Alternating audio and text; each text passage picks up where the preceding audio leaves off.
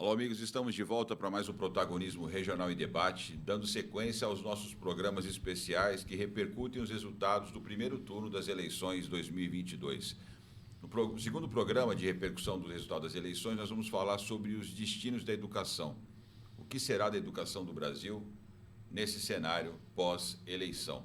E é por essa razão que a gente vai receber aqui mais uma vez o empresário do setor de educação, do mercado financeiro, Arthur Machado, que foi também candidato a deputado federal nessas eleições. Arthur.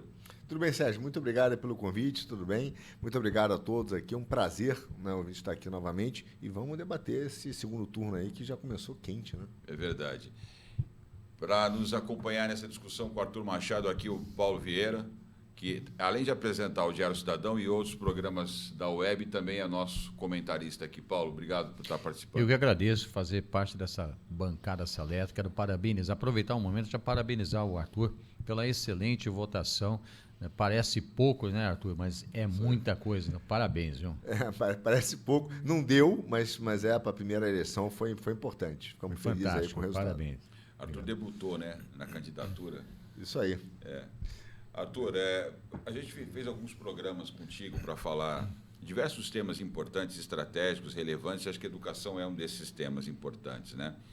E antes de a gente entrar e falar até um pouquinho de assuntos mais genéricos sobre as eleições, eu achava importante assim a gente iniciar falando sobre por que a educação é um assunto tão importante para se discutir no ano eleitoral. Eu vi várias postagens suas falando sobre a questão educacional, o modelo que nós temos hoje, o que isso impacta na vida das pessoas, e ela era um dos tripés, né, um dos eixos, né, das suas propostas, do teu eventual mandato. Queria que você pudesse iniciar fazendo esse resumão aí, por que isso é tão importante discutir em ano eleitoral. Olha só, a questão talvez chave, Sérgio, que a gente pode falar para a gente começar a entender o problema da educação, é de fato, talvez o mais simples, né, a abordagem, mas é a questão econômica, a questão de produtividade, a questão de desenvolvimento do Brasil, desenvolvimento pessoal, né, não é só a capacidade de desenvolver os seus dons, né, isso aí é uma questão muito íntima da família. Mas a gente tem que pensar, de fato, num problema econômico do Brasil. Nós temos um problema grave de produtividade, o Brasil tem perdido valor concorrencial em relação ao mundo. Nós temos hoje, mesmo no agronegócio, que é uma potência dentro do Brasil, nós temos um déficit enorme de pessoas capacitadas, né? E eu não estou dizendo nem que a educação vá capacitar muito, embora tenha, em alguns casos, na escola técnica, nas universidades, para o agronegócio, mas nós temos um déficit em toda a cadeia produtiva no Brasil. E esse é um problema educacional. Hoje você vai dizer, até o mais simples mão de obra que você contrata, você já percebe que aquela pessoa tem um déficit de capacitação. Isso tem a ver com a questão educacional. Então, o Brasil hoje, para poder planejar um país, a primeira coisa que tem que fazer é planejar a educação.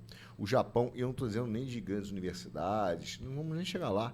O Japão, quando saiu da Segunda Guerra Mundial arrasado, ele teve que fazer uma escolha. E a escolha dele foi, sabe o quê? Garantir a alfabetização e o domínio, né, da língua local, japonês, e da matemática. Então, esse foi o esforço dele. Vou trabalhar única e exclusivamente nesses dois itens e permitiu que a população não tivesse uma educação básica, essencial, mas de primeira qualidade. E o resto veio a reboque. Eu fiz um programa na semana retrasada e eu recebi aqui o diretor da FATEC, o Jorge Monteiro, que é um dos nossos comentaristas permanentes. A FATEC é um dos órgãos que nos apoiam em algumas iniciativas, e um empresário da área de tecnologia, o Leonardo Delfino.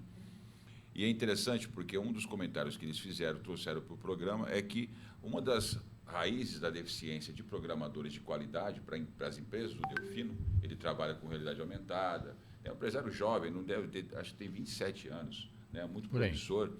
Acho que um dos poucos empresários no país que trabalham com esse tipo de projeto.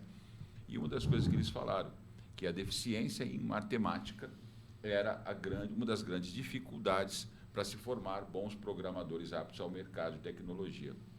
Parece elementar, né? Mas a gente não fez a lição de casa. Não, a gente não fez, a gente não tem feito. Olha só, eu digo até o seguinte. Vou falar elementar, meu caro Watson. Elementar. Vou falar uma frase que parece óbvia, viu, Sérgio e Paulo, que é o seguinte. Quer dizer, não parece óbvia, vai surpreender.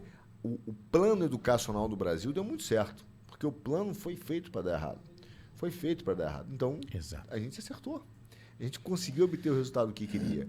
Então, quando a gente vê o problema do déficit educacional, de forma geral, seja na matemática, seja do português, que vai formando analfabeto funcional, que vai formando... Hoje tem 30% dos universitários brasileiros não sabem, são analfabetos funcionais. Universitários brasileiros. A gente vai produzindo gente de má qualidade. Agora, esse é um aspecto meramente econômico? Não.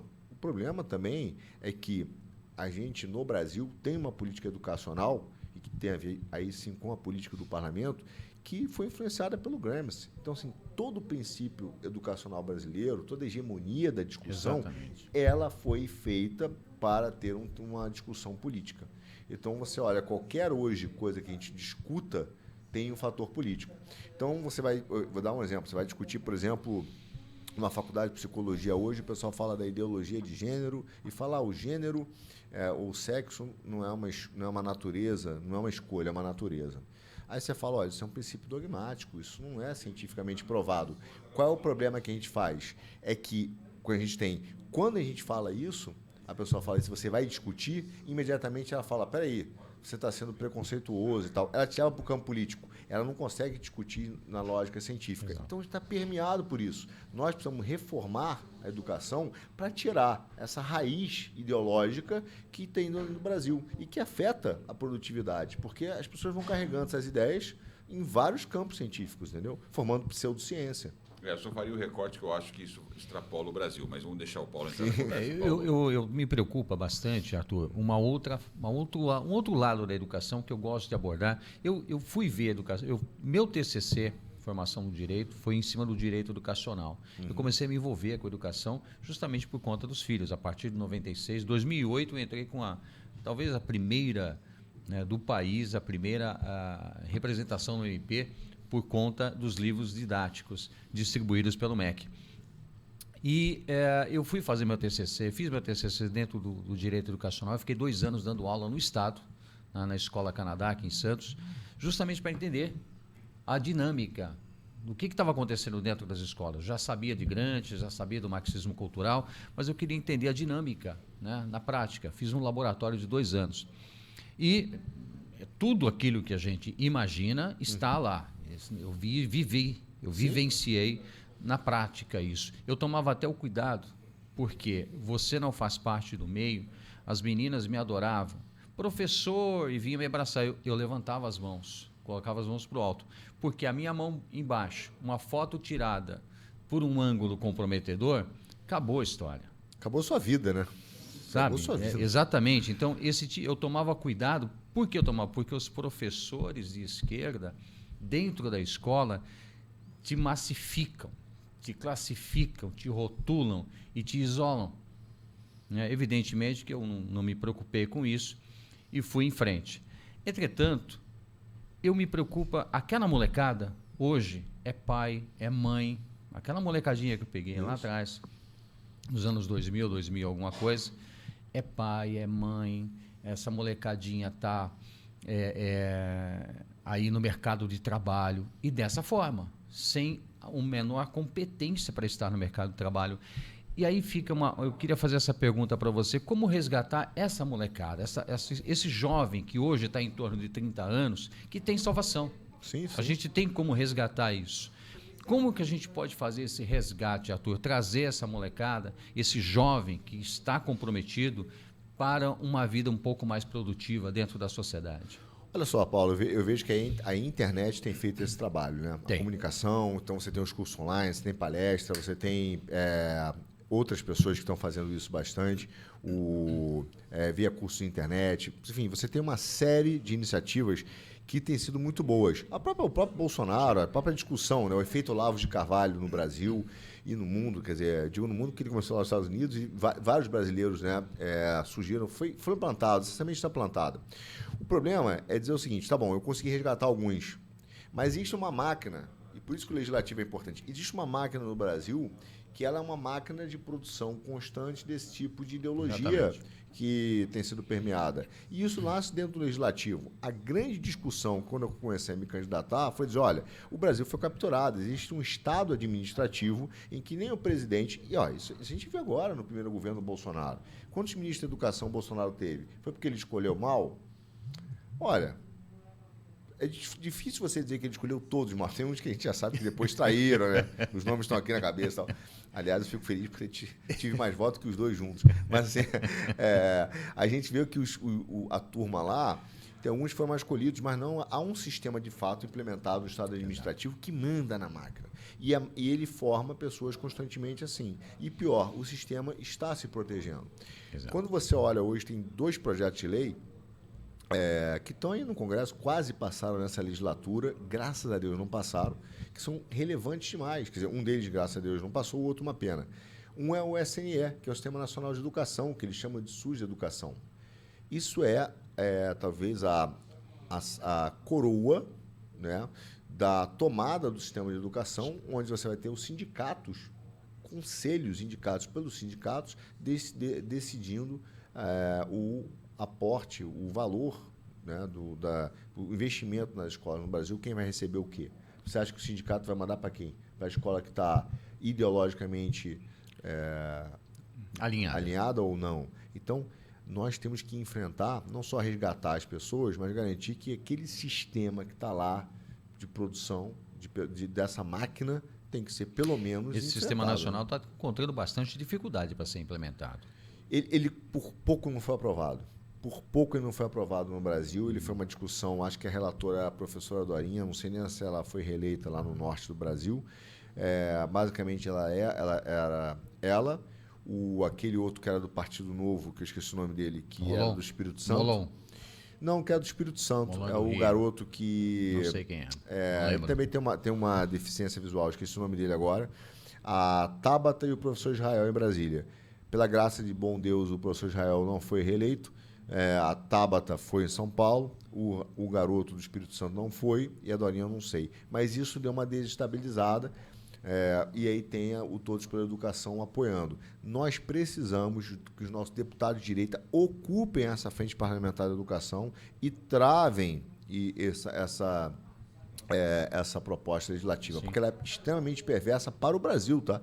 Vai ser difícil mudar. Como fizeram com o Fundeb. O Fundeb passou aí e virou constitucional.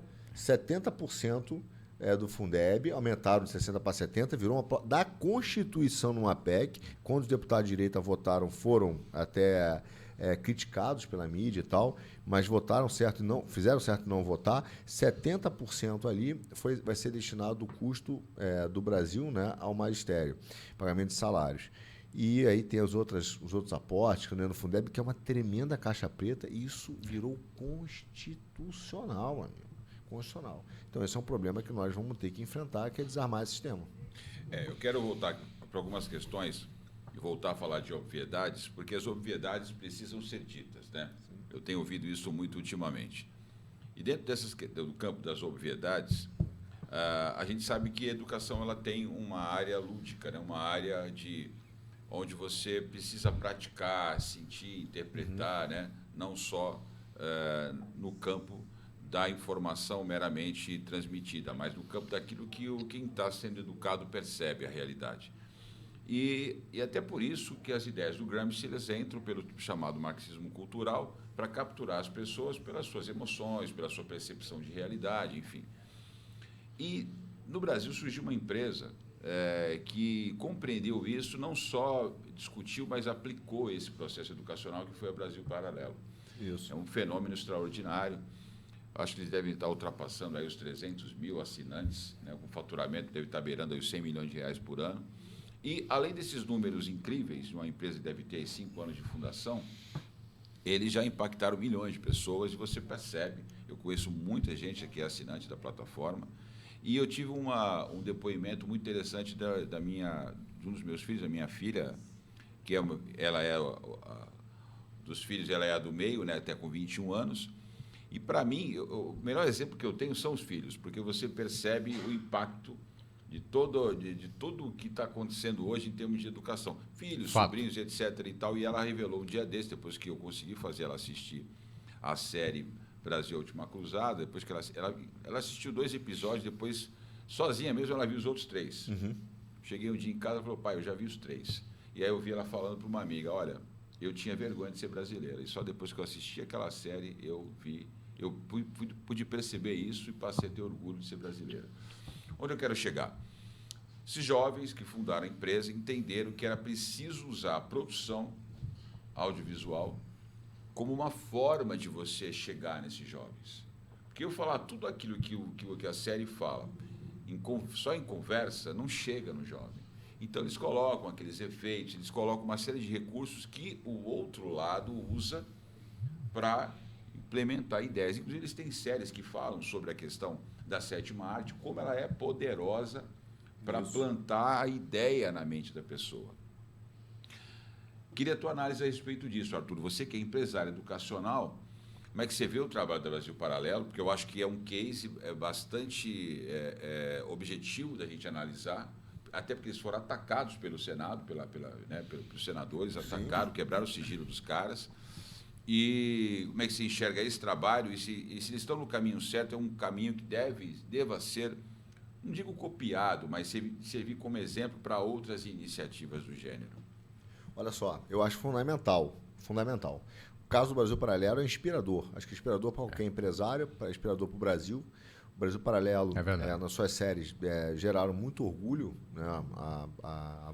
Despertou orgulho, na verdade, brasileiro, mas principalmente, não só despertou orgulho, ele começou a mostrar, através de documentários, a realidade do que é o sistema brasileiro, com o Teatro das Tesouras. Agora também é um documentário que foi excepcional, né? Entre Lobos, que eles fizeram descortinando a violência no Brasil, o narco-estado, que a gente vive num narco-estado. Alguém tem que falar a verdade, o Brasil é um narco-estado. Né? As organizações criminosas entraram já no judiciário, entraram no legislativo. Eles fizeram um documentário chamado Pátria Educadora também, que vai a fundo na questão da educação. Exatamente, eles mergulham e mostram como é que foi tomado o Brasil em vários momentos. Esse documentário me ajudou até a entender várias das tuas propostas, que talvez se eu não tivesse assistido o documentário, eu tivesse mais dificuldade para entender o que você estava querendo dizer. Então, esse é um desafio grande que a gente tem, porque as pessoas pensam o seguinte, mas se eu botar meu filho numa escola particular, está resolvido minha vida? Não, não está resolvido sua vida. A escola particular hoje também está dentro da BNCC, que é a Base Nacional Curricular Comum, que é obrigatória e é um projeto legislativo. Então, eles vão mostrando como você não tem opções, que existe o teatro das tesouras também na educação, que você tem uma única pedagogia. Então, o Brasil Paralelo é importantíssimo. A gente, de certa maneira, também se inspirou no Brasil Paralelo quando a gente criou o Quinto Elemento, né, no nosso programa, que a gente falou, olha, falta isso no Brasil. Eles têm uma produção muito boa, mas a gente precisa de uma discussão filosófica, a gente precisa de um programa que também com humor, que é feito com Kim Paim, lá no Notícias de Quinta, vocês já viram, que com humor a gente ridiculariza, né? A gente não ridiculariza ninguém, a gente só revela, através das ridículas manchetes da própria imprensa, o que tem por trás da pauta ideológica, na guerra cultural, da hegemonia cultural. Então, é importante. Hoje o vídeo, a internet, ela é importante. Tem muitas vezes, às vezes, né, a gente está numa discussão interna lá, Sérgio e Paulo, aí fala assim, mas tem tanta gente vendendo curso, tem uns caras que são oportunistas. Eu digo, deixa, porque pelo menos ele está, mesmo que ainda de uma forma muito básica, ele ainda está estimulando, está tentando ali vender um curso. Às vezes não são de qualidade, tem cursos ótimos, mas tem cursos que não são bons. Mas não importa, ele está disseminando. A realidade é que nós somos hoje contra a cultura. Nós não somos a cultura, nós somos contra a cultura. Nós somos ali a turma que está meio no caos, na contramão, enfrentando o sistema dominante, enfrentando a Folha, enfrentando a Globo, enfrentando a grande mídia, enfrentando as rádios. Né? Então, a gente tem enfrentado. A Brasil Paralelo é inspiradora nesse sentido. Só que, eu volto a dizer, isso é um resgate. Quantos viram o Brasil Paralelo? 300 mil? Sensacional. Antigamente não tinha ninguém. A gente estava coberto. Né? Mas a gente precisa mudar o sistema. A gente precisa, se não enfrentá-lo, pelo menos criar um sistema educacional paralelo. Você não vai mudar a BNCC, você não vai mudar o MEC. Você não vai conseguir mudar a legislação brasileira. Ela é muito amarrada. O judiciário não vai deixar. Vão falar de princípios constitucionais.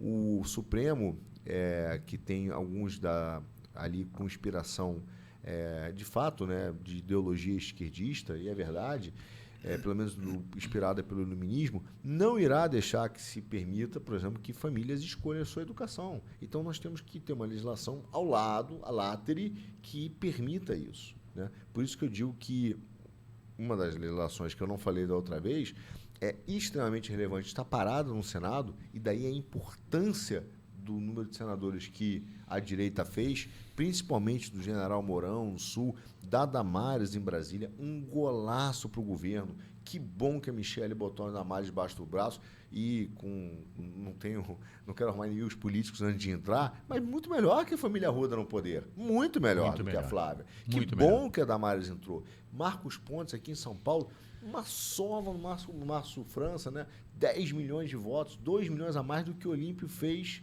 lá em 2018. Sensacional, importante para o Brasil. Mas tem que se pressionar para aprovar o quê? O homeschooling, que passou na Câmara, e o Pacheco, o senador Pacheco, de forma, por isso que não é à toa que ele foi chamado de traíra, e é um traíra, botou, engavetou, sentou e não botou para votar uma demanda das famílias. Mas sabe por quê? Eles estão preocupados de abrir uma brechinha no sistema em que as famílias possam escolher a educação dos seus filhos. Eles não querem isso. E é ali que a gente vai enfrentar a produção ideológica que tem hoje no Brasil. Arthur, uma coisa eu percebi, dando aulas, eu percebi a diferença que faz um único professor numa escola. Não interessa o tamanho dela. É uma diferença grandiosa, porque os outros professores passam a não conseguir implementar as suas mentiras com tanta facilidade. Fica o jogo de narrativas, é evidente, mas a verdade ela se impõe sobre a mentira. Essa formação de professores, não está na hora também da gente começar a formar professores que possam fazer essa diferença no dia a dia para essa molecada? Paulo, talvez uma das maiores verdades e obviedades que a gente tem que falar e que nós não falamos é que o Brasil tem professores péssimos. Isso é péssimo para político, né? Vamos usar esse vídeo de alguns anos, alguns meses. Horríveis. Sabe quem nós escolhemos para as faculdades de pedagogia? Os que estão com pior nota no Enem. Em geral, em todo mundo, para você ser professor e estar na faculdade de pedagogia, você tem que estar entre os melhores. No Brasil, são os piores. Tá? Alunos menos de 400 no Enem. Então, sim, você olha e fala, bom, esse é o nível do aluno que eu estou pegando, você não consegue se aprofundar. Então, o nível da pedagogia no Brasil é muito ruim. E aí tem uma falsa solução, porque todo político vira e fala assim, bom, precisamos treinar professores. Como se existisse um armário onde o bom professor tivesse guardado. Pois é.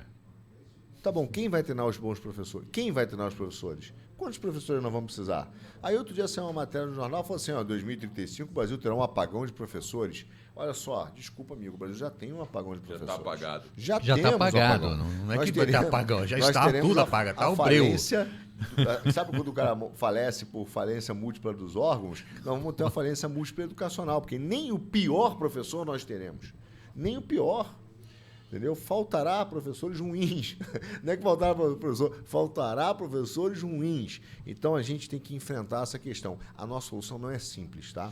Não podemos assim, fica tranquilo, ouvinte, é só treinar professores. Nós não temos um armário, um alçapão onde o cara está escondido. E também não tem uma fórmula mágica. Olha, o professor tem que ser isso. Eu acho que essa discussão, talvez ela seja mais relevante para o tema do programa de hoje, né? Qual é o rumo, para onde vai a nossa educação? Acho que se a gente parte do pressuposto que vocês colocaram agora, é um projeto para no mínimo 20 anos, para a gente começar a colher resultados efetivos. Né? Obviamente, algumas coisas você consegue melhorar no curto prazo, mas do ponto de vista da formação, e até porque ser professor perdeu a relevância que já teve no passado. Sim. A gente talvez não tenha nem vivido essa época. Acho que quando eu era garoto, já não era grande coisa ser professor, mas isso já foi importante um dia, ser professor. Sim. Né? Então, acho que passa por aí a gente entender essa relevância para que haja salários atrativos, não só salários, mas condições de trabalho, e que eles passem a ser realmente reverenciados, né? Para que os melhores profissionais queiram dedicar parte do seu tempo para lecionar, né? Então, aquele camarada que teve o melhor desempenho nos bancos acadêmicos, que já tem uma vida, de repente, profissional consagrada, fala, não, eu quero ensinar, eu quero transmitir o meu conhecimento. Eu acho que esse paradigma tem que ser colocado também para a gente atrair os melhores profissionais para essa atividade, né, Arthur? Sérgio, eu vou contar um caso aqui que tem a ver com me lembrei agora, e que tem a ver com a sua primeira pergunta, né? Como é que a gente faz para, enfim, divulgar e acabar com o sistema. E eu me lembrei dos cursos, mas isso tem a ver com os professores, e eu quero falar isso para você. O que faz um bom professor? O que estimula um bom professor? O estímulo. E eu ouço tanta besteira, porque claro que o salário é importante, mas não é isso que estimula um bom professor.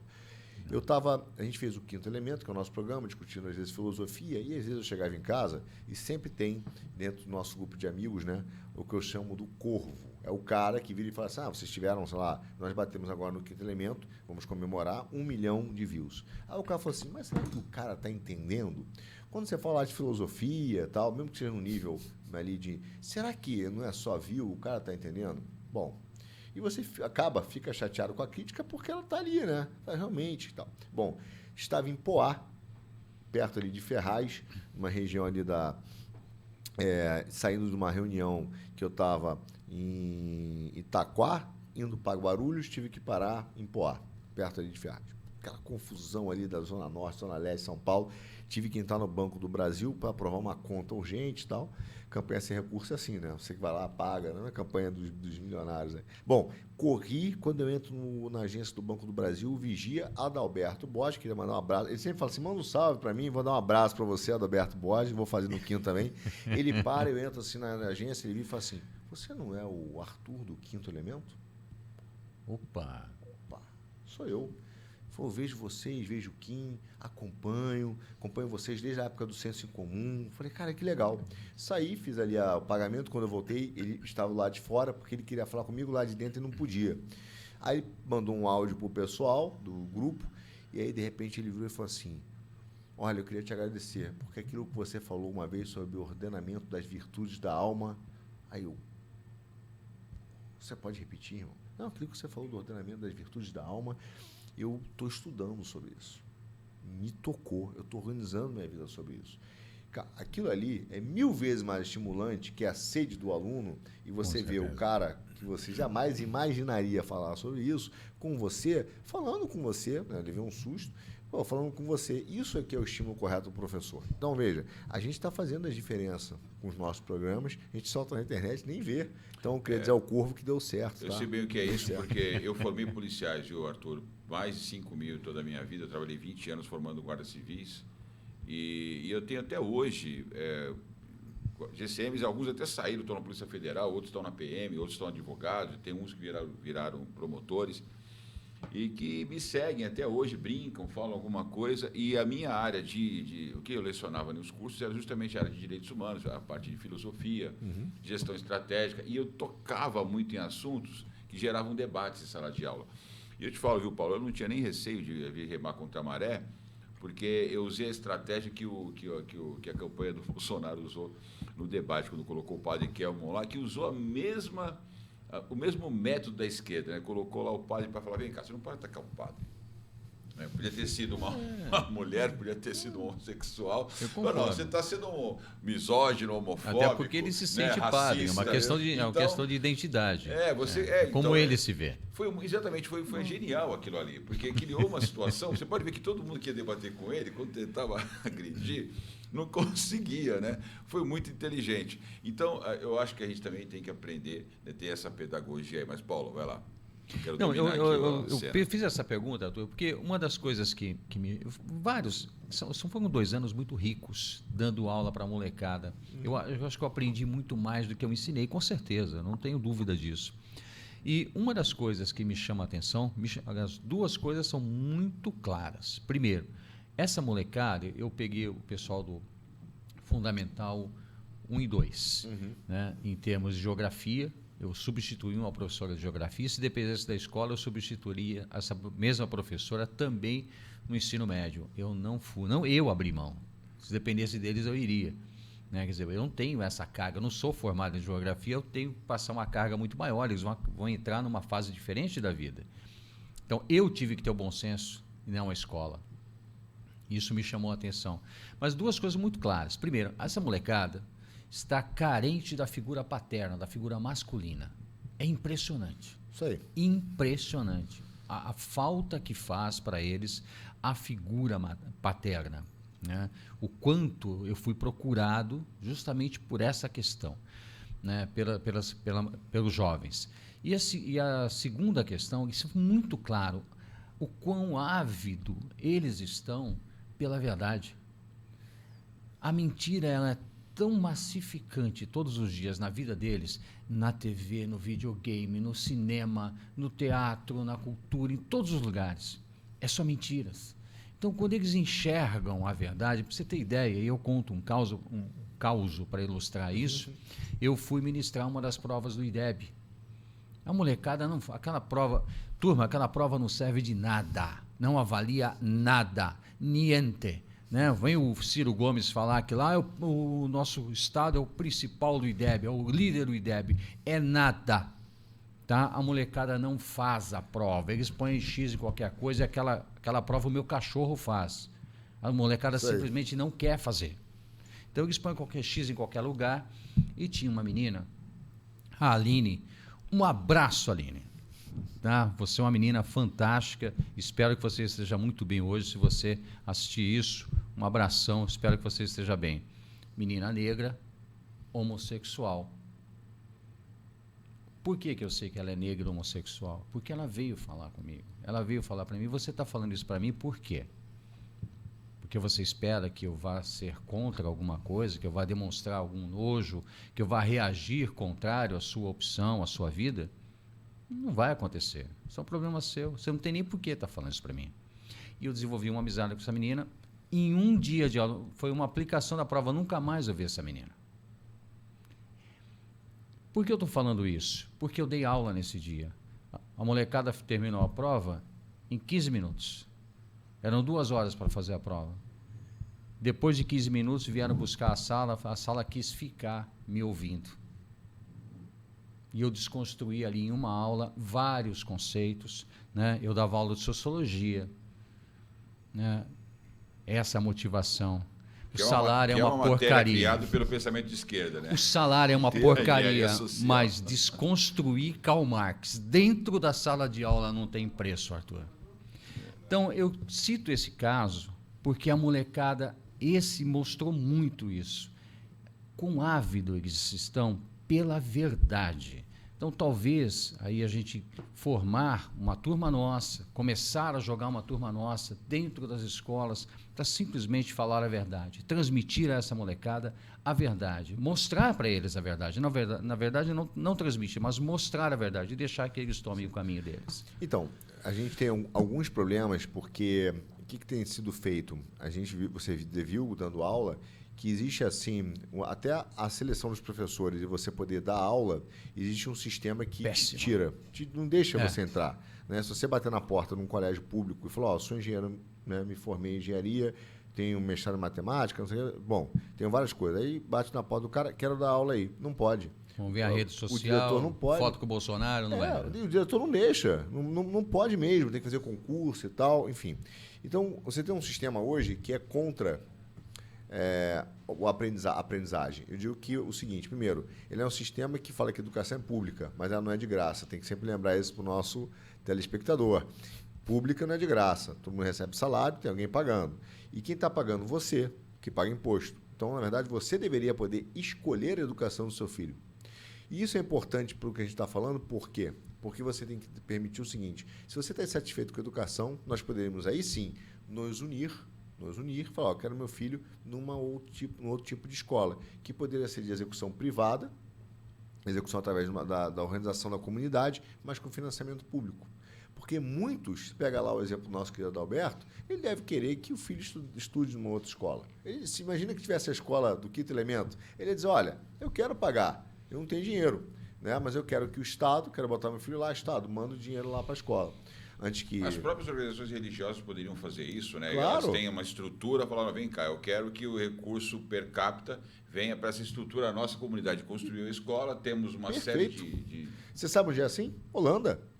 Holanda você tem... Aí o cara, mas o Estado é laico. Não tem uma babosa. Isso é papo para retirar o seu direito de escolha. Sim. A Holanda é um país laico. Confundir. Mas você tem o direito de ter princípios morais, ou cosmovisão, sim, ou modo de vida, por exemplo, cristão ou protestante, né? Que é cristão também, mas católico, protestante, tem outros modos de vida.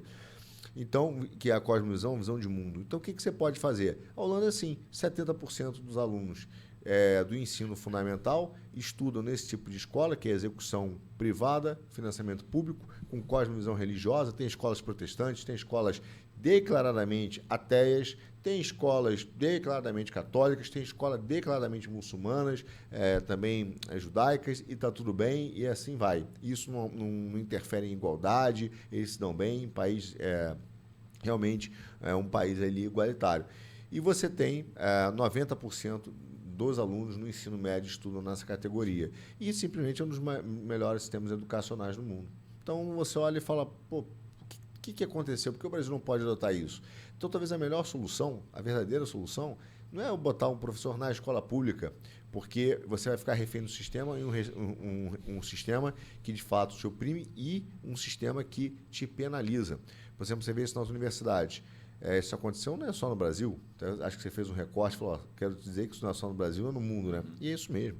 Você teve em Harvard, por exemplo, professores que foram questionar algumas coisas da teoria crítica que é utilizada para falar do racismo estrutural desse negócio, e o sistema abriu processos disciplinares, administrativos contra esses professores. Então, você tem que estar o quê? A látara do sistema. Você deveria poder se organizar. Aí sim, imagina a gente montasse a nossa escola, os nossos jovens iam vir, eu quero estudar na escola do Arthur, do Paulo, é ali que eu quero estudar. Eu gostei do pessoal. A gente vai lá, dá a nossa aula, mesmo que seja para 10, 20 alunos, nós teremos liberdade, a família de escolha e nós de fazer um currículo, que pode até ser controlado para garantir que tem um nível mínimo, né, de qualidade. Eu não tenho dúvida que a gente passaria em qualquer dessas provas sem vergonha. Perfeito. Eu vou aproveitar e vou pedir para a produção, nós estamos falando do mecanismo, né? E era interessante ver a fala aí do Lula, porque no discurso foi hoje ou foi ontem, Paulo, que ele falou no discurso em cima do caminhão. Foi hoje isso. Ele fez um discurso falando que nunca esse país teve um governo que se preocupou com a educação. Produção, solta o vídeo para a gente poder comentar isso aí.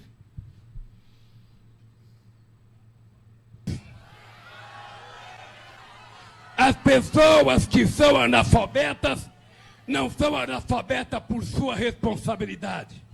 As pessoas que são analfabetas ficaram analfabetas porque esse país nunca teve um governo que se preocupasse com a educação. Opa! A cidade... Virou um meme isso aí. Pô, eu concordo com ele. Também. É a primeira vez que eu morri com o Lula na minha vida. Eu detesto isso, mas eu concordo com ele. Unanimidade aqui, eu concordo. Mas eu acho que eu vou discordar, vou ter que discordar. Eu acho até que eles se preocuparam com a educação. O problema é que é o que o Arthur falou no começo aqui. O plano deu certo, só que o inverso da lógica que a gente gostaria, né?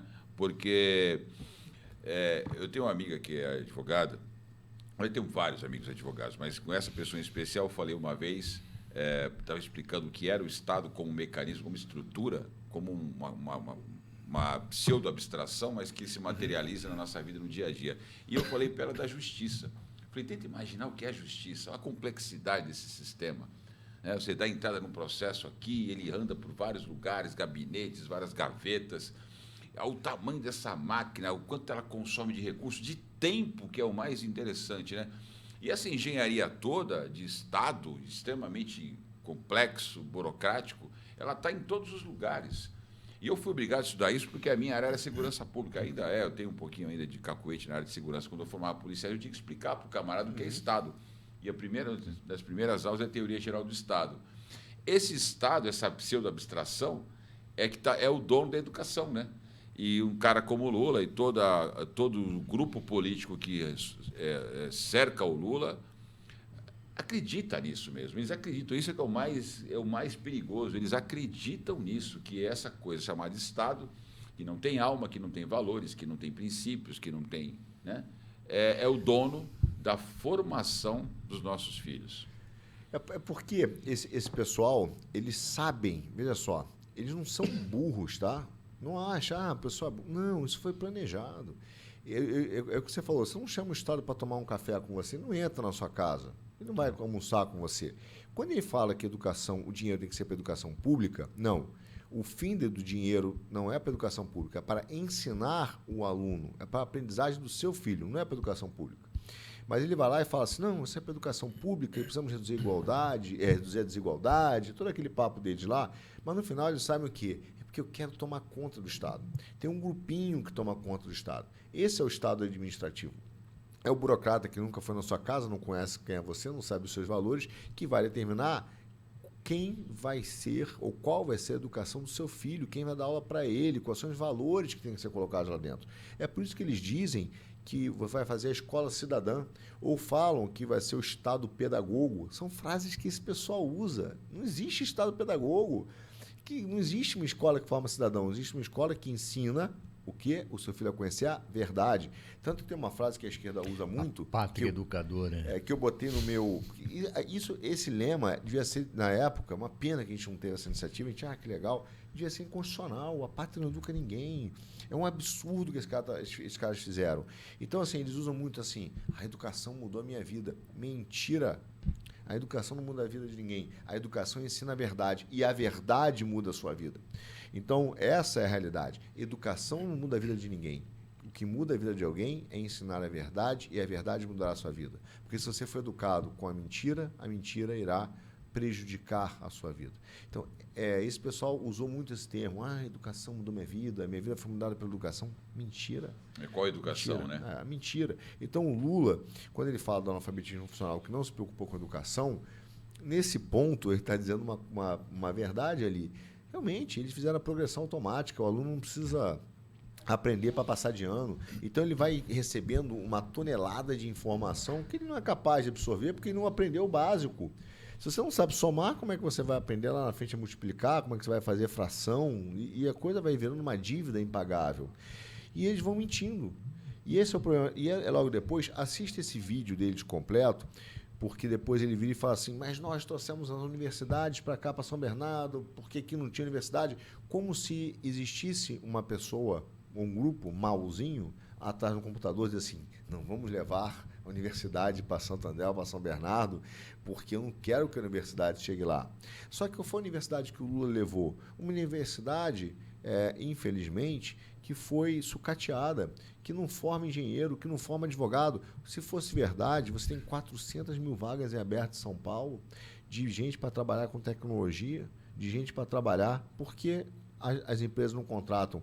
Ouça o que elas têm a dizer, porque as pessoas não foram capacitadas. Agora está cheio de universitários feitos pelo Lula que estão sendo dono de lanchonete, motorista de Uber. Então, assim, você perdeu a qualidade. O Lula sucateou o ensino no Brasil e, de fato, ele tem formado analfabetos funcionais. Nós aumentamos.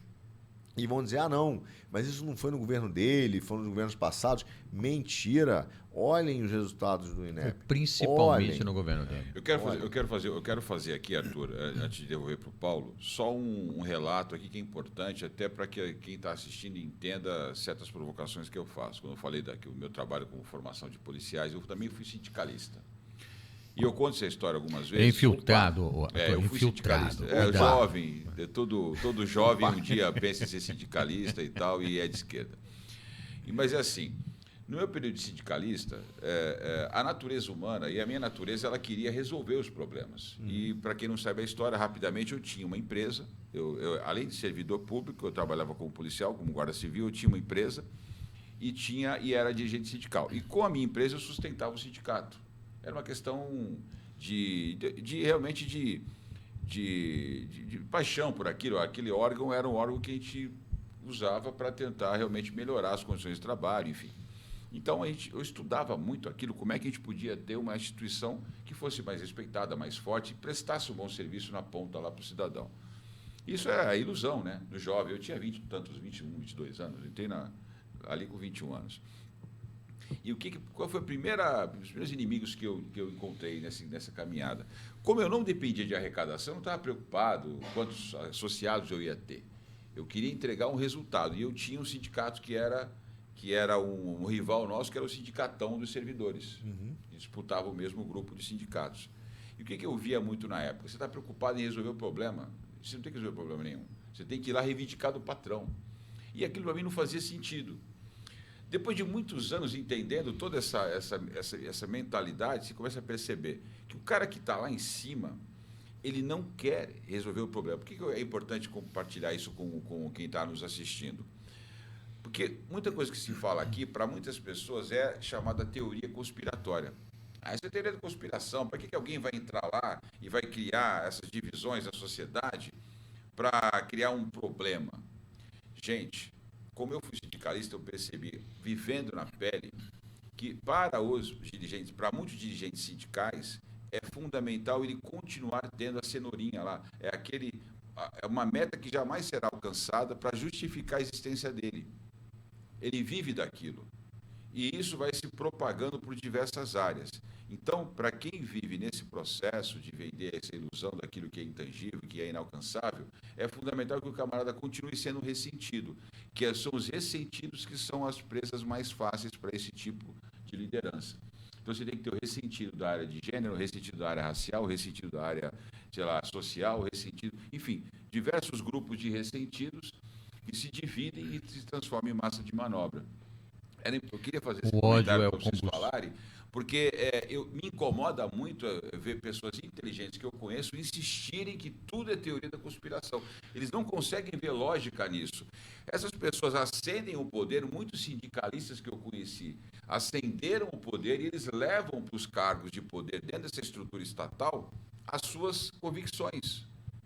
E isso vai se perpetuando e é um ciclo que se retroalimenta. Deixa eu fazer uma colocação dentro do que você está falando antes do Arthur, porque na minha visão, Arthur, essa turma, eles enxergam sim, né? Mas a mentira doce é mais fácil, ela é mais gostosa do que a verdade. Eu lembro daquele personagem Cypher, do Matrix, onde ele diz, eu sei que esse bife não existe, né? Mas a Matrix me diz que ele é doce, ele é suculento e gostoso. Quer saber? Depois de anos vivenciando a verdade, ele chega à conclusão de que a ignorância é uma bênção. Só para registrar aqui, antes de você falar, eu fui procurado por alguns amigos uns anos atrás que queriam que eu fizesse parte de um partido, de um sindicato.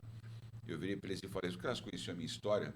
Eu falei, eu não acredito mais em sindicato, nem em partido nenhum. Como é que você está falando? Não é possível você falar isso para mim, com a tua biografia. Eu falei, cara, exatamente por ela que eu não acredito em nenhum sindicato, em nenhum partido. A gente tem que conviver com eles. Sim. Né? Porque eu não posso, né, jogar bomba naquilo. Mas não acredito, porque é uma firma. O cara monta aquilo para tomar uma grana. Ele não quer resolver o problema. Exatamente. Olha só, vou responder essa pergunta que eu acho que ela é extremamente importante. E para entender que o cara fala assim, uma vez uma senhora me perguntou isso. São duas perguntas que foram importantes. Uma foi a do seu filho, que você me fez uma vez, perguntou assim, explica para o meu filho como é que o capitalismo se associa ao socialismo, como é que o Armínio Fraga anda de braço dado com o Freixo, porque no mundo que nós vivemos lá atrás, isso era inimaginável. E hoje você fala, o que aconteceu? E realmente aquele mundo acabou. O socialismo, o comunismo, não deu certo, ele morreu. Ele teve que se reinventar. E esse é um ponto importante. Porque uma senhora me perguntou uma vez também isso. Arthur, fizeram isso de propósito? Acabaram com a educação de propósito? Você acha que foi de propósito? A resposta é sim, foi de propósito. E você vai entender o ciclo que responde esses dois pontos. Depois você mostra para o seu filho esse vídeo também. Que é o seguinte. A educação precisa... Vamos lá. Onde houve a grande liberdade do indivíduo? E esse é o ponto. Lembre-se, o socialismo, ele precisa controlar as pessoas e uniformizar. Onde houve a grande liberdade do indivíduo? Na República que é a República Americana, onde ela é fundamentada em 3 princípios. O homem com seu autogoverno, um homem independente financeiro, veja, não é próspero, falarei sobre isso, independente financeiramente. Um homem independente financeiramente, com seu autogoverno, e que ele possa, aí sim, com as suas escolhas, influenciar a sua comunidade. Escolher a educação do seu filho e tal, ter a sua segurança primária, que são as armas. Enfim, ele tem ali uma responsabilidade sobre a sua família, sobre o seu núcleo familiar. Ser homem de verdade. E quer ser independente. Bom, essa é a República. O que acontece nos Estados Unidos em determinado momento? As grandes corporações acabam com o pequeno e médio empresário, vão destruindo os médios negócios. Tá? E esse é um dado importante que vão se formando as megas corporações. Por que o socialismo gosta disso e qual a importância de destruir a educação? Se você destruir a educação, você não vai conseguir formar gente empreendedora com médio negócio que vai dizer, peraí, eu vou inventar um negócio, vou trabalhar, é o Thomas Jefferson no laboratóriozinho descobrindo. Não, você vai precisar sempre do Estado, do investimento em educação, você vai precisar do Estado. Mas isso você fala, Arthur, nas universidades? Não, no dia a dia. A educação ruim forma mão de obra barata. O Brasil, o Lula formou gente que virou mão de obra barata. Então é por isso que você tem, como efeito da educação do Lula hoje, a menor taxa de desemprego desde 2015. Nós temos hoje no Brasil, no governo Bolsonaro, porém, nós temos o quê? Ao mesmo tempo, salários que o cara fala, mas não paga a minha conta. Uma média ruim. Você tem um advogado que ganha, assim que ele sai da faculdade, R$ 1.500, R$ 2.000. 70% do Brasil ganha hoje R$ 2.000 ou está desempregado.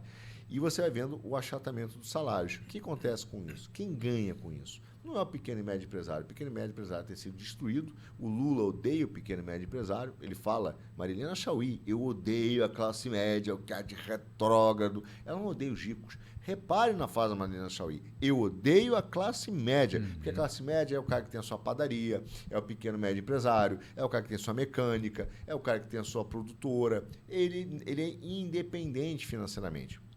Agora, o que acontece? Se você tem uma classe de uma mão de obra barata, ela vai trabalhar para quem?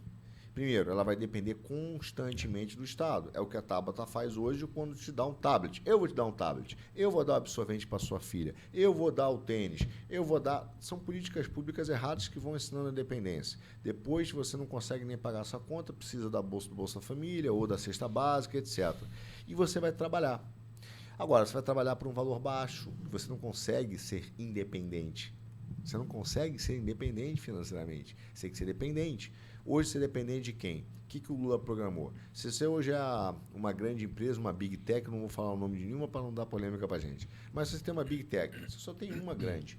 Se você tem hoje, eu tinha hoje um advogado que ganhava R$5.000, eu olho para o cara e falo, olha, tem 30 advogados aí. Eu demito ele, contrato 3 por 1.500, 3 ou 3 programadores, ele ganha e trabalha para mim agora, eu gasto 4.500, mas eu tenho 3 caras a mais. Então, eu tripliquei a minha produtividade, ou eu posso simplesmente mandar o cara embora, contratar um por 1.500 e ter um lucro de R$3.500. Tão simples quanto isso. O Brasil tem formado mão de obra barata e dependente.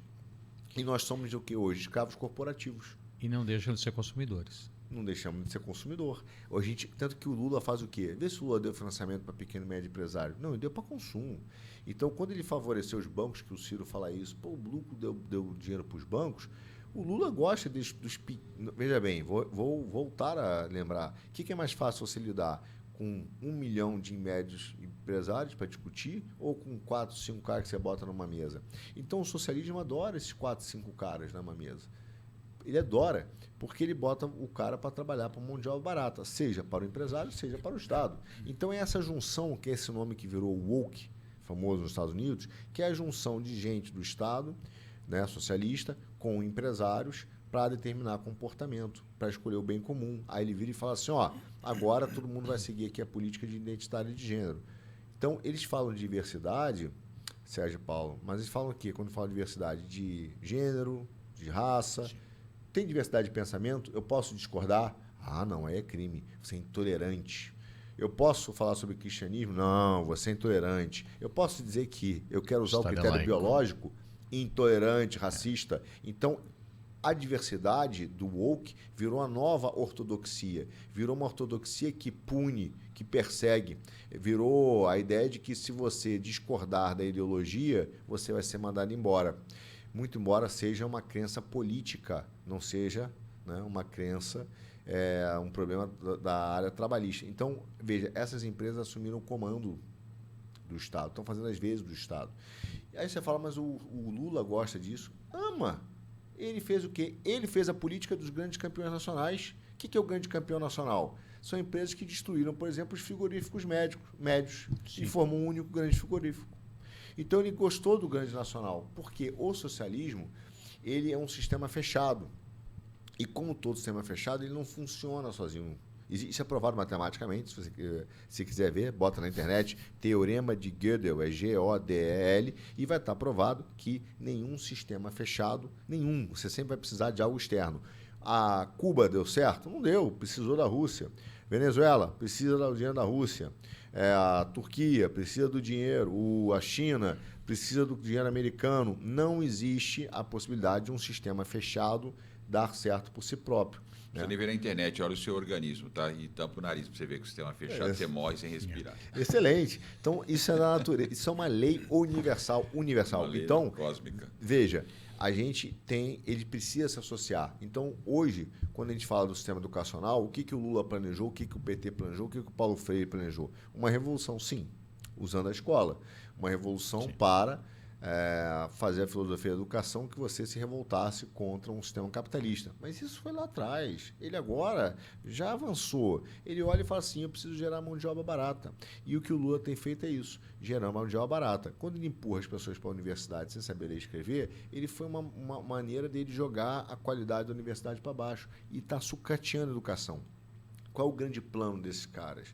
É você fazer através do ensino e eles falam, é uma canalice, gente. É canalice. Desumano. Ele vira e fala assim, eu quero ele fala de redução de desigualdade, mas ele está falando de uniformização do pensamento. Todo mundo igualzinho. É isso que o PT quer. A educação no Brasil foi planejada para ser o quê? Todo mundo uniforme. Assim ele vai poder pagar R$1.000, R$1.000, R$1.000, R$1.000 e dizer, olha, pronto, implementei o socialismo. Não tem mais diferença de dons, não tem mais diferença de qualidade, todo mundo trabalha igual, você vai trabalhar ou para 4 ou 5 grandes corporações ou para o Estado. Essa é a opção que você tem. Vou mais além, e eu queria a tua visão a respeito disso, porque isso está tomando conta da internet nas últimas semanas, que é aquela visão de uma das grandes big techs chinesas, que possui algoritmos que impõem ao Brasil, por exemplo, à América Latina, vídeos engraçadinhos, dancinhas, coisas, promiscuidade e afins. Né? Enquanto que internamente, né, dentro da China, essa Big Tech, o algoritmo joga para a molecada vídeos de superação pessoal, na matemática, na linguagem, nas lutas, no exército, enfim. Ou seja, ele está criando aí, através de uma programação neurolinguística, isso é uma programação neurolinguística, uma super-raça. Não por ser super-raça, mas simplesmente por estar um nível acima, porque sim, a outra foi programada para ser subserviente. Olha só, eu não tenho dúvida disso. Isso não é teoria de conspiração, é só você ver o que está acontecendo, é só conversar com o seu filho, é só perguntar para ele, para ler um texto mais complexo e pedir para ele interpretar. Veja, quando a gente fala de política ambiental, vou te dar um exemplo que é mais chocante. A China hoje já consome 43% da soja, da exportação da soja brasileira, 1/3 da soja no mundo. Metade da produção de suínos. Quando você vai à produção de carne, o Brasil ainda consome muito. O Brasil consome muito.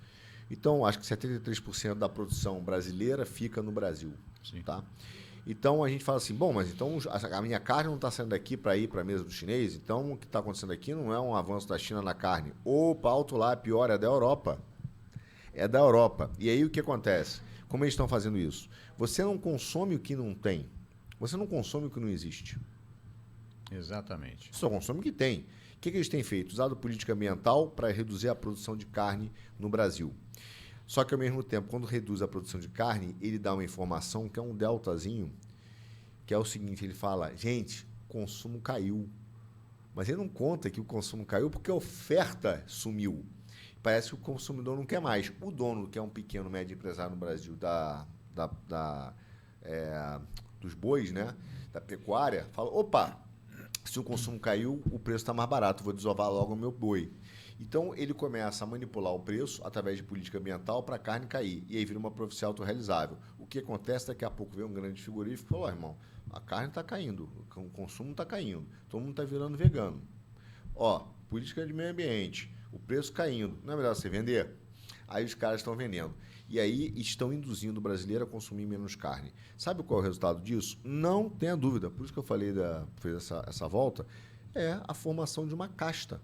Exato. Entendeu? Nós temos uma sociedade de casta. Quem irá comer carne será quem? Os europeus, os chineses, e nós iremos cada vez mais comer menos proteína, né, de carne, teremos uma alimentação pior e seremos, então, sim, uma raça inferior. E isso atinge o intelecto, inclusive. Claro, se a criança não comer proteína correta até os 7 anos de idade, né, ela não terá a sinapse, a ligação cerebral, por exemplo, para aprender matemática bem. Então, aquela fase que a mãe fala assim, pô, meu filho não tem jeito para matemática. Tem sim, é que não fez a sinapse, não criou a ponte.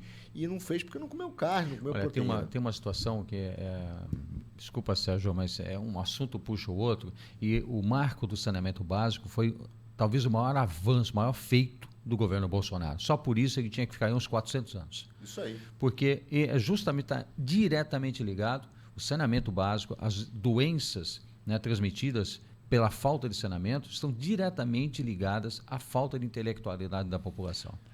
Sem dúvida. Tem uma coisa que... Pode falar. Eu só queria comentar com isso, e esse é um ponto que a esquerda fala muito. Se você é jovem, está vendo esse programa, você já pensou, já viu que todo mundo está preocupado com o meio ambiente, né? Mas a gente fala meio ambiente e Amazônia. Mas ninguém vai na comunidade e está preocupado com o saneamento básico. 3.000 árvores por minuto. Nem a água que estão se tomando na comunidade. Então, veja, a ideia de que a esquerda está preocupada com o meio ambiente é mentira, porque a água da comunidade não é meio ambiente, a água que uma criança bebe não é meio ambiente, a falta de esgoto não é meio ambiente, a poluição do Rio Tietê não é meio ambiente.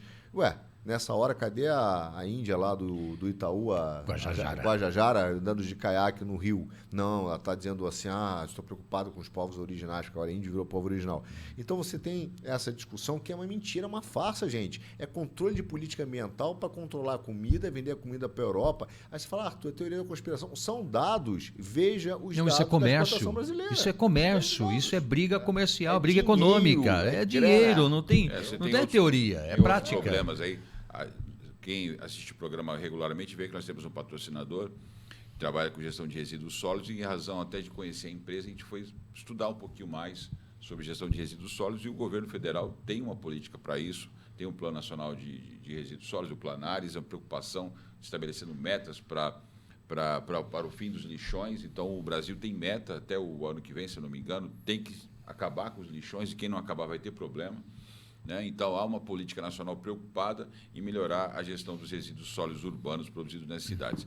Nós estamos com pouco tempo para acabar, Arthur. Queria agora só rapidamente uma análise dessa configuração do Congresso e também a expectativa da vitória do Bolsonaro no segundo turno. Qual é a tua expectativa para os próximos 4 anos, tanto do Congresso, senadores e deputados eleitos, também nos estados? O que você está enxergando em termos de expectativa para os próximos 4 anos com pós-eleição? Olha só, o povo deu, eu digo sempre o seguinte, a votação hoje no Brasil, né, dos congressistas, primeiro foi fantástico. O governo fez 187 deputados federais, se você somar da base, né, do partido, que a gente chama de base 187, quer dizer, o Congresso virou um Congresso de direita e o povo entendeu essa praticamente discussão... Um quinto da Câmara. Da Câmara. Se você olhar, a gente, né, consegue aprovar vários projetos. A esquerda não irá aprovar uma PEC, a esquerda terá dificuldade de aprovar uma lei ordinária, se o Lula ganhar. Então, veja, que eu não acho que acontecerá, tá? Mas foi um massacre. O Boulos queria fazer a maior bancada de esquerda da história, tinha 2 milhões de votos como prefeito de São Paulo, teve 900 mil, fez 4 deputados. Sônia Guajajara, mais um. Foi um fracasso para o pessoal. O Boulos estava deprimido. A PSB, que teve Márcio França com 35% de votação, fez a Tabata tem mais um deputado. Um fracasso, um massacre. O único cara que fez organizadinho foi o PT, e se você olhar, não tem nenhum famosão, tem a família, alguns aí, mas eu estava contando isso um pouco em off, nos bastidores, organizado. 100 mil votinhos, 100 mil, 100 mil, 100 mil, eles planejaram. O povo votou em Jair Bolsonaro para presidente, para governador, para deputado federal, para deputado estadual. O PL aqui em São Paulo fez 5 milhões de votos de legenda. Para senador também. E senador, 5 milhões de votos de legenda. O astronauta, que a gente acho que quase não viu na televisão, não fez propaganda, fez 10 milhões de votos, 2 milhões acima do Major Olímpio. Ele fez metade dos votos para senador. Entendeu? Então, assim, o recado no Brasil, São Paulo, mas no Brasil, com a Damares, que com 120 mil reais de fundo partidário, a Michele pegou ela em Brasília, com uma grana gigante da família Arruda, falou, o candidato do presidente é Damares. Deu um pau na família Arruda. Então, assim, Mourão, no Sul, o Brasil fez senadores importantes. Cátia Abreu perdeu lá no Norte. Perdeu. Ainda bem, Cátia. Nós estamos falando de 8 anos, hein? 8 anos. São 8 anos esse Então, assim, o Congresso e o Senado o povo viu a demanda do presidente. Precisamos de Congresso e Senado. Isso é muito bom. Na O Frota educação... falar isso voltará a fazer filmes educacionais. O Vai. Frota, né? Porno, voltar pra fazer National educação. Pornography. Vai pegar a onda patriótica e vai voltar nos Brasileirinhos, né? Bom, mas as Brasileirinhas, que os Brasileirinhos é um bom canal, aliás, de Joyce também direita. vai fazer um programa infantil chamado Porca de Troia. Muito boa essa. Mas, enfim, assim, eu estou muito otimista com o Congresso. O que a gente tem que ver, e eu vou falar até com muito cuidado para não dizer, está falando isso porque perdeu e tal, porque eu não perdi, a gente saiu com uma boa votação, mas eu estou aqui para servir o Brasil. A direita precisa caçar em grupo. Ela precisa entender que não adianta ter pessoas com super votação e que depois bota deputados que a gente não caça em grupo. O parlamento é um lugar de caçar em grupo. Precisa de maioria. Precisamos ocupar todas as áreas, frente parlamentar, Comissão de Tributação e Finanças, no Senado, na Câmara CCJ, no Senado a CAI, que é a Câmara de Assuntos Econômicos do Senado. O presidente precisa, o Congresso, ter ou um presidente da Câmara ou o presidente do Senado, ou os dois, se possível, difícil, mas aliados diretamente ao presidente da República para controlar a pauta. Nós precisamos ocupar espaço e caçar em grupo. Isso é muito bom. Eu estou animado com o Congresso. Eu acho que a gente só tem que saber as brigas certas. Não adianta querer lacrar, não adianta querer arrumar brigas pessoais. Eu disse isso no meu programa lá, de minha proposta, e não é minha, para mim. Qualificar mais o debate, né? Qualificar. A gente não adianta falar do ministro A, B ou C. A gente tem que falar assim, vamos fazer aqui um controle de constitucionalidade, reduzir o poder do Supremo dentro das 4 linhas, porque está exagerado. Está exagerado. Nenhuma corte constitucional do mundo tem esse poder. Então, eu estou animado. Eu acho que a gente tem um cenário muito grande pela frente. Se o Lula vier a ganhar, o que não acontecerá, Lula senta e chora, assim, o Congresso e o Senado têm maioria de direita para pedir o impeachment, se necessário for, né? Se for legítimo o pedido. Então, a gente está bem. É só a gente trabalhar direito. Encararemos gente profissional. Por exemplo, o Rede tem um senador só, o Randolfo. Fez um barulho, encheu a paciência. Agora vai entrar a Marina no Congresso. Só isso. O Novo perdeu muitos deputados, né? Não consegue nem ter aqueles 5 necessários para participar de debate. Veja, nós temos agora a faca e o queijo na mão, vamos saber usar essa faca e o queijo na mão. É importante saber usar, caçar em grupo. Eleição para presidente, eu acho que o Bolsonaro vai ganhar. O Lula chegou no final, assim, a manipulação foi tão grande que o Lula chega, o IPEC solta a pesquisa, dando 51% para o Lula, como a última pesquisa antes da eleição. O Lula vai na TV e fala, só falta um voto e tal, briga pelo voto útil, quer dizer, a mídia veio toda, as pesquisas vieram todas, eu acho que o Lula chegou no seu teto. E de fato, ele não vai ganhar. Os apoios dele foram muito tímidos também, né? A própria Simone Tebet, o Ciro, eles não citaram o nome do Lula, vamos apoiar o partido e tal. Foi bastante tímido. Já o Bolsonaro fez aí um grande apoio, uma grande rede de apoio na região sul e sudeste. Então, veja, eu não acho que ele vá esses votos, esses apoios, né? A Simone Tebet não é uma líder, né? Eu acho que o voto que ela teve foi daquela isentona, que falou assim, o Bolsonaro tá meio grosseiro aqui, não gostei do jeitão, o Lula, ladrão, eu vou votar numa mulher. Mas agora ela vai ter que repensar, não tem outra escolha. Eu não acho que exista terceira via, eu acho que não existe direita e esquerda. A terceira via é o Bolsonaro. É o Bolsonaro, tudo é Bolsonaro. A terceira via é ele. Acabou esse negócio de centrão. Você tem direita e esquerda no Brasil, acabou. O centrão, assim, foi Bolsonaro. O PL ganhou pelo Bolsonaro. Tá? Então, assim, todo mundo que ganhou no PP foi pelo Bolsonaro. O PSC foi o Bolsonaro. Aliás, o Moro foi um caso no Sul, por exemplo, que reflete o crime democrático que se cometeu com as pesquisas. Se as pesquisas não tivessem influenciado tanto, o Paulo Martins teria sido eleito. Exatamente. Saiu de 5 para 28. Sabe? Então, assim, porque falar, não, vota no Moro porque é o voto útil, o Álvaro Dias não foi eleito e o Paulo Martins ali. Né? Então, a gente viu o que é corrupção da democracia pela pesquisa. Bolsonaro ganhará essa eleição. Eu acho que só tem 2 coisas que a gente tem que fazer. Prestar bastante atenção. Primeiro, deputados, Valdemar, né, que é o presidente do PL, turma do PP, chamar todos os deputados eleitos, todos, porque aqui em São Paulo, Tiririca entrou com 70 mil votos. Entrou por quê? Bolsonaro, 5 milhões de votos do PL lá, senão não teria entrado. Então, chamar os deputados eleitos, não importa se ele é bolsonarista ou não, porque teve alguns que não são, entraram ali você vê que, né, estava ali, não entrou. Virar e falar assim, amigo, você entrou por causa do Bolsonaro. E é o seguinte, precisamos que cada deputado, bolsonarista ou não, volte à sua base e peça para o seu eleitor, para o seu cabo eleitoral, para quem estava lá, seja da igreja, da apatia, para quem elegeu ele. Preciso do Bolsonaro na presidência. Todos os deputados eleitos da base partidária precisam voltar à base. Não é mandar um Twitter, não é fazer um vídeo. Isso também pode ser importante, um Tiririca pode falar. O Tiririca tem que falar, se ele está no PL, ele tem que usar isso para chegar no Nordeste. Pô. Falar, não vote no Lula, bestado. Então, precisamos da base parlamentar ativa pedindo voto. Quem é famoso, vai para a TV. Quem tem base, vai para a base. Quem tem base famoso, vai para os dois. E eu falei mais cedo em outra entrevista, também semana, um pouco ontem no almoço, o Bolsonaro tem um grande trunfo. E ele tem que usar esse trunfo. Se o Bolsonaro perder algum tipo de voto, porque até o voto do Ciro, eu acho que hoje é do Bolsonaro. O Ciro saiu de 6 para 3 por causa do pedido do voto útil do Lula. Sim. Aqueles 3 lá são nacionalistas, não votam no Lula. Pode ter perdido um tipo de voto com a massiva propaganda contra ele, para a imagem dele em relação às mulheres. E ele tem um grande trunfo, que se chama Michele Bolsonaro, que tem que ser usada, já que não pode na televisão, nos podcasts. Quem pode? E a Michele falar. Né? Ir lá, falar, contar que é o Bolsonaro, fazer recorte, divulgar isso. E os podcasts também tem que chamar a Janja, tá? Porque aí as mulheres vão ver que o Lula não vai deixar. O Lula não vai deixar a Janja falar. O Bolsonaro é muito mais respeitoso e correto com a mulher dele do que o Lula. A gente tem que falar isso para as mães, para as tias, tem que chegar. O Bolsonaro tem que usar a Michele nesse segundo turno. Importante. Aí, meu amigo, se dá o microfone para a dona Michele... E ela fala bem. Meu amigo, Lula, ela fala bem. Prepare-se que você vai ser... Você não vai perder. Perder você já vai. Você vai ser tratorado no Brasil. Tratorado. Arthur, é importante, estamos chegando no final aqui, deixar para quem, claro, para quem está assistindo, né, que a gente está num momento delicado, importante, guardadas as devidas preferências.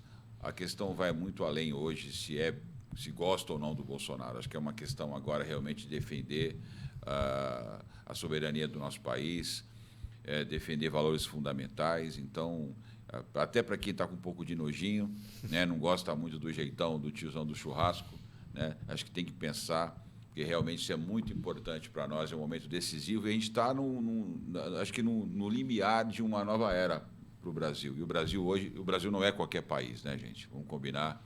É um país hoje altamente estratégico e importante no cenário da geopolítica. Sempre foi. Né? Paulo, obrigado, viu? Foi um programa bacana. Eu que agradeço. Arthur, eu quero até te convidar aqui publicamente para você estar mais vezes conosco, para a gente fazer análise de outras áreas, sim, né? Sim. A gente firmar essa parceria aqui importante. Você é uma pessoa que tem um conteúdo muito, muito, muito vasto, e isso contribui muito para o protagonismo do cidadão, porque, não sei se você reparou, né? A nossa base, nosso trabalho é esse aí, é trabalhar para que os indivíduos, o cidadão consciente, possa ser esse vetor de transformação. Eu agradeço muito o convite do programa, Sérgio. Muito bom estar com você também, viu, Paulo? Papo bom. Bacana. Espero que o Adorei. nosso telespectador aí, né, goste. E eu estou à disposição. Na hora que você ligou, a gente vem. Está pertinho, então beleza. É um prazer estar aqui. Na hora que eu recebi o convite, falei, vou aí. Então aí. Vamos então. Paulo, obrigado, Paulo. Eu que agradeço. Arthur. E a você que nos acompanhou em mais um Protagonismo Regional em Debate.